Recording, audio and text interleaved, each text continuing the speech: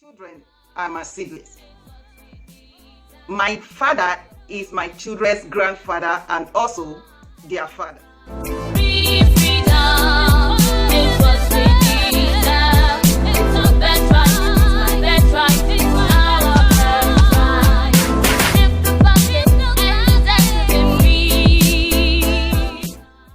Hello, welcome to this episode of Free Freedom. On this episode, I want to talk about a young lady that was abused by her own father. Not just abused, but she had children for her father. She had her own sisters for her father. Her father was the father of her children, or her father is the father of her children, which was very hard and difficult to explain where those children were coming from. And this is a lady that was homeschooling, that was always at home. So if it was in some places, many people will notice that something was wrong because she was not the outgoing type. And from early stage, she started having children. This man took away her innocence. This man took away everything. But thank God that he rescued and restored her later. It was a very hard and difficult situation for sure. Anyone that have been through something similar, I've heard a lot of stories, but not exactly this. This one was so hard for me to digest. I could not say anything than you are a strong woman. I remember a few weeks ago she asked people to ask her questions. I could not throw any question. All I could say, I want to share a story. So Azizakibibi was abused by her own father. She was raped at the age of 8. At the age of 13, she was already pregnant. So which means this continued. She could not count how many times. And she ended up having about 5 pregnancies and put to bed 4 times, complete pregnancies 4 times, and she just lost the child after some years, one of the child, and the 3 children are doing great, very intelligent children.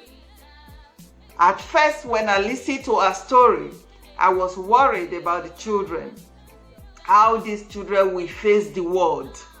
What can they tell somebody? Who are they? Many of us, we already have identity crisis, and not to talk of children that directly face something like this. In this world where people judge and people stigmatize without knowing the real story of their victims, the stronger one wants to oppress the weak. It takes God to send the right people to help those who are really in need of love and care. So the story of Aziza is a special kind of story to me that I've been thinking how to put how to explain this on my videos. What title am I going to give to this video? Yes, it is hard to believe that in this world this can happen. She said, "My father is the father of my children. My children are my biological siblings." This is strange. It takes the grace of God for someone to survive this. And she is still strong. Because there are many people that sustain, especially women that stood by her. They sustained her. They show her so much love.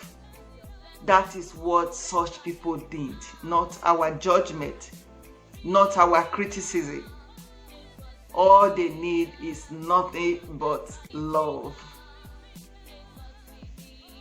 Aziza was a victim, because that is in the past now, of a man that has no heart, a wicked man, a beast. Yes, he's supposed to be behind the bars long ago, but thank God is there now, who reduced the life of a young lady he brought into this world to nothing. No quotient, nobody to help, nobody to ask questions, nobody. People are afraid. Why are people afraid to talk to you? You could be somebody's savior, but they are afraid to talk to you because of stigmatization, because of the way you are going to judge them. They are afraid to talk. Many people, many Aziza are in our street, in our cities, in our families, extended families.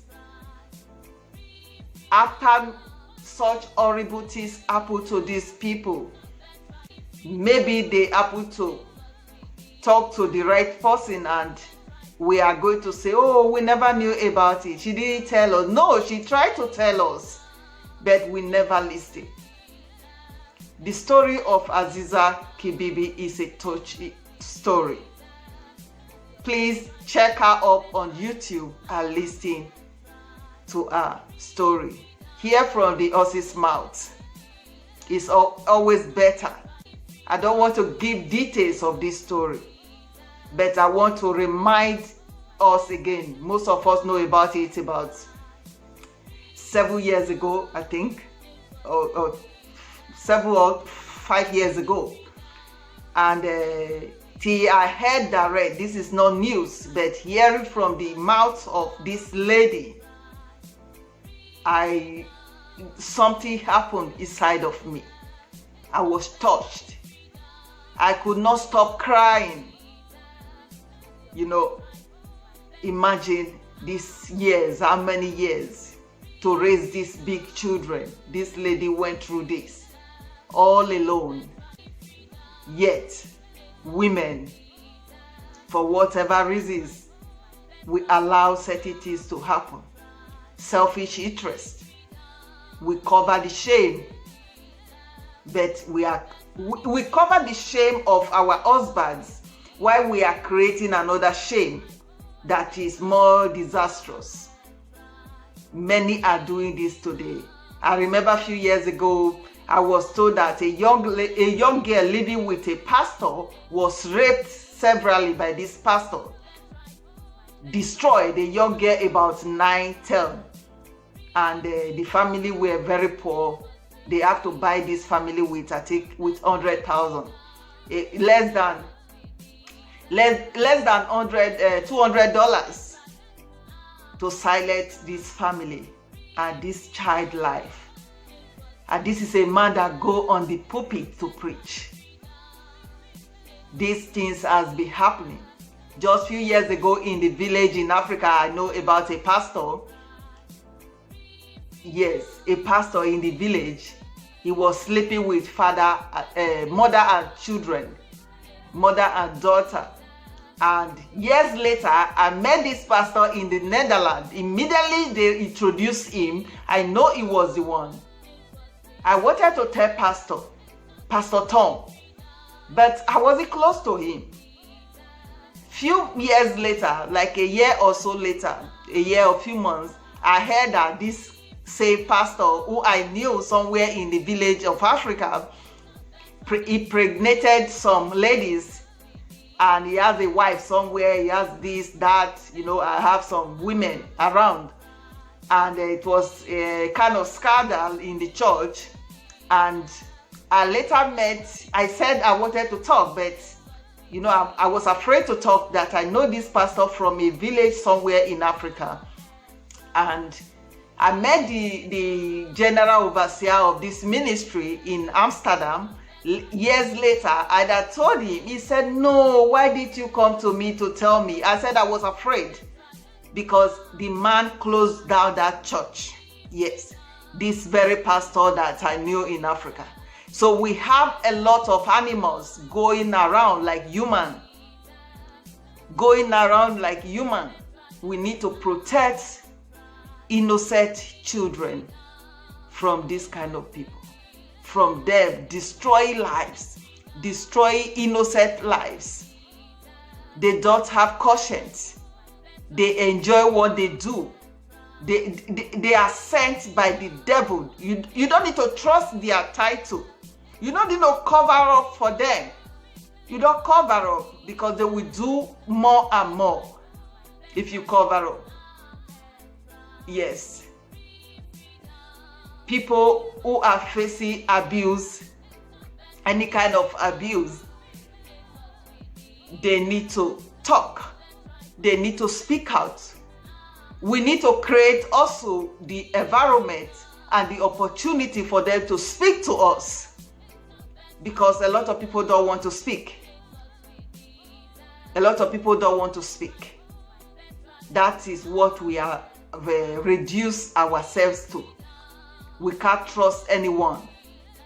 This makes a lady to stay indoor for many years, raising children that belongs to our own father, raising our own father children. She was our father's wife, she said. Please check out that story. Somebody will learn from it.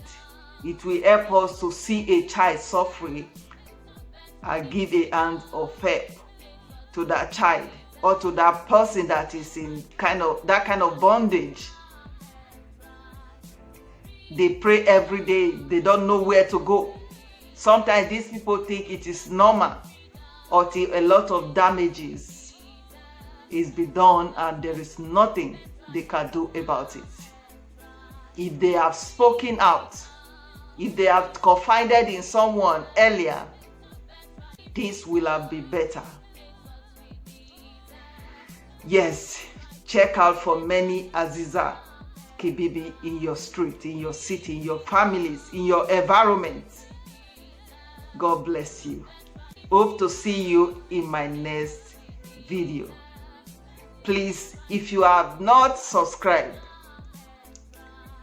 please support by subscribing so that we can share our experiences together.